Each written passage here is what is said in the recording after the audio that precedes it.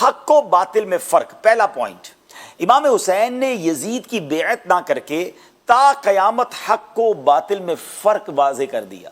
آپ نے یہ واضح کر دیا، کلیئر کر دیا کہ حق کے ساتھ کھڑے رہنا ہے، باطل کے آگے سر نہیں جھکانا ہے. اور یہ آج بھی ہمارے لیے لیسن ہے کہ جو لوگ باطل کے ساتھ مل جاتے ہیں، غلط کاموں کے سپورٹر بن جاتے ہیں، بعض اوقات اپنی مجبوری کی بات کرتے ہیں، کیا کریں جناب، سب کرتے ہیں، مجھے کرنا پڑتا ہے، فیملی پریشر ہے، دوستوں کا پریشر ہے، مارکیٹ کا پریشر ہے.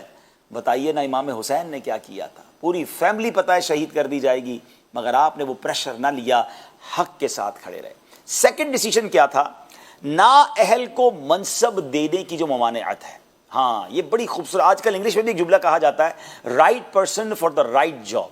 جب امام علی مقام نے یزید کی بیعت نہیں کی تو دنیا پر واضح ہو گیا کہ نااہل کو کبھی کوئی منصب نہ دیا جائے، اور اگر بالفرض وہ زبردستی کسی عہدے کو حاصل کر لے تو اہل عزیمت جو ہوتے ہیں انہیں چاہیے کہ ہرگز اس کی اطاعت نہ کریں. اللہ اکبر. یعنی یہاں یہ بھی بہت خوبصورت ایک پیغام ہے کہ ماشاءاللہ وہ لوگ جو کسی آرگنائزیشن کو، اگر مذہبی ادارے کو چلا رہے ہیں یا کسی بھی کام کو کر رہے ہیں، کسی نااہل کو اگر آپ نے منصب دے دیا، اسے مقام دے دیا، اسے جناب اقتدار دے دیا، اس کے ہاتھ میں آپ نے یوں سمجھے کنٹرول دیا، تو پھر بربادی کا انتظار کیجیے. تو اگر آپ اپنی آرگنائزیشن کو، اپنے ادارے کو، اپنے علاقے کو، اپنے محلے کو، کسی بھی کام کو آپ لے کر چل رہے ہیں تو try to find the right person for the right job. نااہل کو منصب دینے کا مطلب بربادی ہوتا ہے. اگلی بات، فسق و فجور کا دروازہ بند کر دیا. اگر آپ یزید کی بیعت کر لیتے ناظرین، بڑا مال مل جاتا آپ کو، بہت سارے جناب منصب مل جاتے، آپ بڑی سکون کی لائف مدینہ منورہ میں اپنی فیملی کے ساتھ گزارتے. مگر ہوتا کیا؟ ہر بدکاری کے جواز کے لیے پھر آپ کی بیعت سند بن جاتی. یعنی سب کے پاس یہ آرگیومنٹ آ جاتا، بھائی امام حسین نے بھی تو یزید کی بیعت کی تھی، آج ہم بھی غلط کام میں فالو کر رہے ہیں تو کیا حرج ہے؟ اللہ اکبر.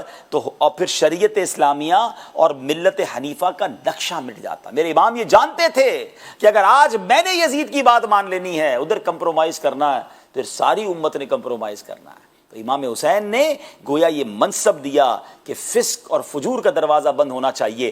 اللہ کی نافرمانی جہاں ہو رہی ہے ہمارا وقت کوئی لینا دینا نہیں ہے. اور یہی ہمارے لیے کربلا کا ایک اور میسج ہے. ایک اور خوبصورت اس کے پیچھے یوں سمجھیے مقصد ہے، وہ ہے نظام اسلام کا تحفظ.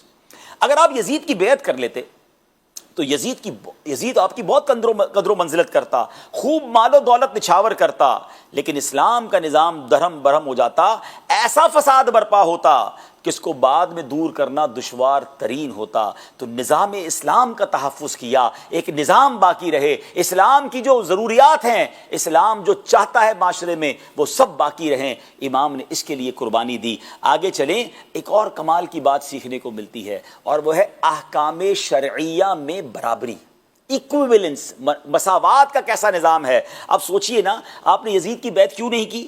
کہ اس کا فسق و فجور تھا، وہ اللہ کی عبادت کرنے والا نہیں، بلکہ وہ گناہوں میں مبتلا بھی تھا اور حرام کو حلال کرنا چاہتا تھا، وہ تمام معاشرے میں بے حیائی اور بدکاری اور برے کام پھیلانا چاہتا تھا. تو اب امام علی مقام نے جو سٹینڈ لیا، یہ میسج یہ ہے کہ احکام شریعہ عام آدمی اور حاکم سب کے لیے برابر ہیں. جس طرح عام آدمی کا فسق و فجور سے بچنا ضروری ہے، اسی طرح حاکم کا بھی ضروری ہے. یعنی اسلام کا قانون حکمران کے لیے الگ نہیں ہے، بڑے لوگوں کے لیے الگ نہیں ہے، اور عام لوگوں کے لیے الگ نہیں ہے. میرے امام نے ایکویولنس کا، مساوات کا بھی درس دیا. سبحان اللہ. اب آگے چلتے ہیں، ایک اور کمال کا اس سے میسج ملتا ہے، لیڈرشپ کا ایک اور یوں سمجھے کہ پوائنٹ ملتا ہے کہ اسلامی ریاست کا تحفظ. امام حسین نے اپنی فراست سے یہ جان لیا تھا یزید بیعت کے بعد اسلامی ریاست کا کیا حال کرے گا، اس لیے آپ نے بیعت نہ کی. آپ کی شہادت کے بعد یزیدی فوجیوں نے کیا کیا؟